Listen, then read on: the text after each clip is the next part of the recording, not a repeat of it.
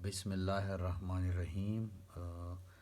آج کا جو ٹاپک ہے وہ second year chapter number second کا تقریباً سیکنڈ لاسٹ ٹاپک ہے، جس کا نام ہے کرشوف لا، کرچوف لا اور کرہوف لا۔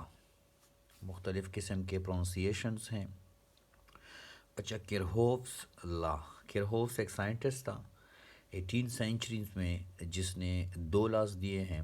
ایک لا ہے کرشوف کرنٹ لا، دوسرا لا ہے کرشوف وولٹیج لا۔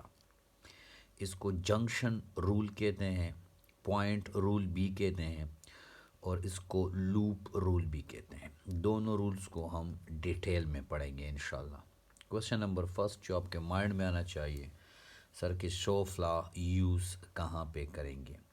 جب ایسا سرکٹ آ جائے جس کو ہم سمپلیفائی نہ کر سکیں سیریز اور پیرل کمبینیشن میں، تو اس قسم کے سرکٹ کو ہم کمپلیکس سرکٹ یا کمپلیکیٹڈ سرکٹ کہتے ہیں۔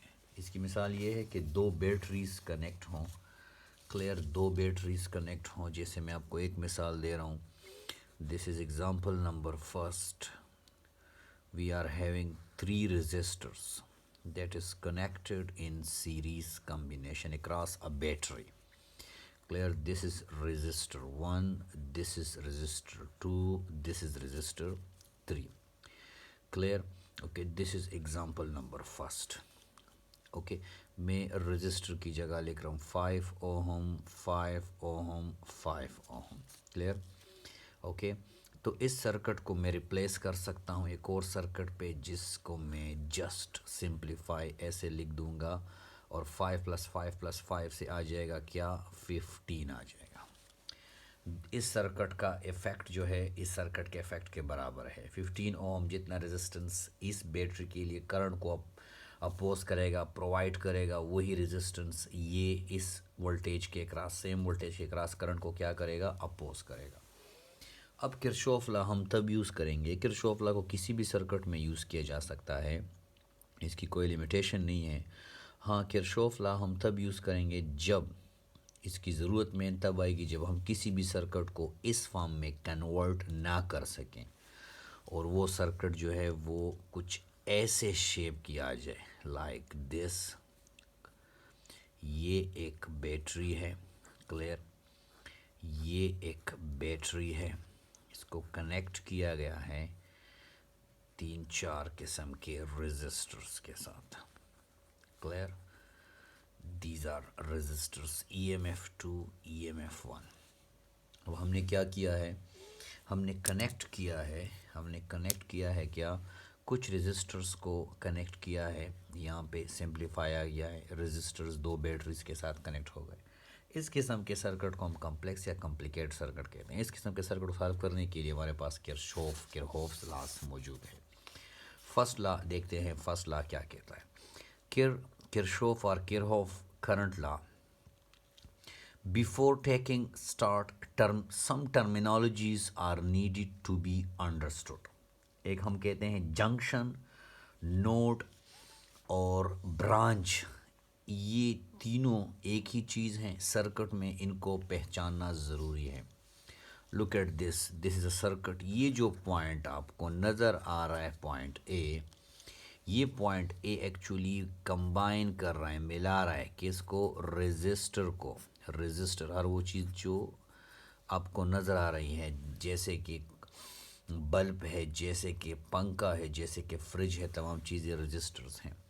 یہ EMF کنیکٹ کیا جا رہا ہے اس پوائنٹ کے ذریعے، اس ریزسٹر کے ساتھ اور ان چیزوں کے ساتھ۔ تو جنکشن ایک پوائنٹ ہے، اس پوائنٹ کو ہم جنکشن کہتے ہیں، جہاں پہ تین یا تین سے زیادہ کنڈکٹرز کو کنیکٹ کیا جاتا ہے۔ 3 یا 3 سے زیادہ کنڈکٹرز کو کنیکٹ کیا جاتا ہے۔ سر کنڈکٹر کا ورڈ آپ نے کیوں یوز کیا؟ کیونکہ کنڈکٹر کا ورڈ ہم اس لیے یوز کر رہے ہیں کیونکہ کرنٹ جو ہے وہ فلو ہو رہا ہے، اس پوائنٹ سے کرنٹ فلو ہو رہا ہے، کرنٹ اس طرف جا رہا ہے، اس طرف جا رہا ہے اور ایسے آ رہا ہے، کلیئر؟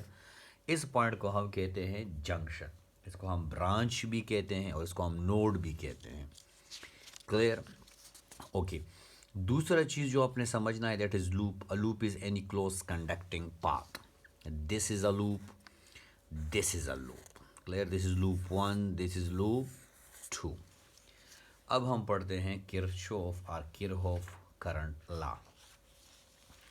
मैंने जंक्शन की डिफिनीशन लिखी है. Junction in a circuit is a point where three are more than three conductors meet. It is also called node और branch point. Clear? Okay. Loop के लिए मैंने लिखा है a loop is any close conducting path. A loop is any close conducting path. Kirchhoff's or Kirchhoff's current law. Kirchhoff's or Kirchhoff's current law. This law states that algebraic sum of the currents meeting at a junction in an electrical circuit is always equal to zero. इस statement की तरफ हम आते हैं. इससे पहले हम कुछ बातें समझते हैं. So we know that at any junction the sum of the entering current is always equal to the sum of the leaving current. ये एक जंक्शन जो कि मैंने ऑलरेडी ड्रा किया है, ये जंक्शन मैं आप लोगों को दोबारा ड्रा करके दे रहा हूँ. यहाँ पे एक ईएमएफ बैटरी है और यहाँ पे एक बैटरी है. क्लियर? अब हमने एक सर्किट ड्रा कर दिया है. क्लियर? ओके. अब इस सर्किट में यहाँ से करंट आ रहा है, दैट इज़ करंट I1. यहाँ से करंट आ रहा है, दैट इज़ करंट I2. ये दोनों करंट मिलके यहाँ से आ रहे हैं, दैट इज़ करंट I3. अब कॉमन सेंस क्या कहता है और इसका आंसर क्या होना चाहिए कि अगर यहाँ से 3 एम्पियर करंट आ रहा है, यहाँ से 4 एम्पियर करंट आ रहा है, तो ये करंट कितने एम्पियर होगा? क्लियर? ओके. सर क्या क्या कहा आपने? मैंने ये कहा 3 एम्पियर करंट यहाँ से आ रहा है, 4 एम्पियर करंट यहाँ से आ रहा है, यहाँ से कितना करंट पास होगा? तो अगर करंट जो है, अगर करंट वेक्टर होता, अगर करंट वेक्टर होता, अगर if current is a vector quantity, a vector quantity, तो 3 एम्पेयर ईस्ट की तरफ है, 4 एम्पेयर वेस्ट की तरफ है, दोनों के दरमियान एंगल 180 डिग्री है, तो ये सिंपली माइनस हो जाएंगे. 4 - 3 से क्या आंसर आ जाएगा? I3 की वैल्यू आ जाएगी and that is actually 1 ampere. लेकिन यही वो पॉइंट है जहाँ पे करंट जो है वो वेक्टर क्वांटिटी से स्केलर क्वांटिटी की तरफ डाइवर्ट हो जाता है. क्लियर? लेकिन असल में 3 एम्पेयर और 4 एम्पेयर आपस में ऐड होंगे, तो यहाँ से I3 क्या आ जाएगा? 7 एम्पेयर. क्लियर? इसका मतलब है कि किसी भी जंक्शन में जो एंटरिंग करंट है वो लीविंग करंट के बराबर है, और ये कॉमन सेंस की बात है. आप इसकी मिसाल ऐसे भी ले सकते हैं. Look at this. यहाँ से एक पाइप आया हुआ है. क्लियर? एक तरफ से पाइप आया है, दूसरी तरफ से भी पाइप आया है, और यहाँ से एक ओपनिंग है, एक नलका है, नीचे की तरफ आया हुआ है. तो यहाँ से एंटरिंग वाटर, यहाँ से एंटरिंग वाटर, ये दोनों entering water is equal to leaving water. Clear? Okay. अब देखते हैं कि हमने यहाँ पे क्या किया है. सो यहाँ से एक करंट है I4, वो एंटर हो रहा है. यहाँ से एक करंट है I1, वो एंटर हो रहा है. इस जंक्शन से I2 बाहर की तरफ जा रहा है, इस जंक्शन से I3 बाहर की तरफ जा रहा है. तो ये I1, ये I4, ये दोनों एंटरिंग करंट हैं. तो sum of the entering current at any junction is equal to sum of the leaving current. Leaving current कौन सा है? I3 लिविंग है और I2 लिविंग है. सॉरी, यहाँ पे हमने क्या लिखा है? I4 नहीं है, बल्कि ये I2 है. Clear? This is I2. Okay. Take the now entering current जो कि I1 और I4 है, इनका सम बराबर है लिविंग करंट के, जो कि I3 और I2 है.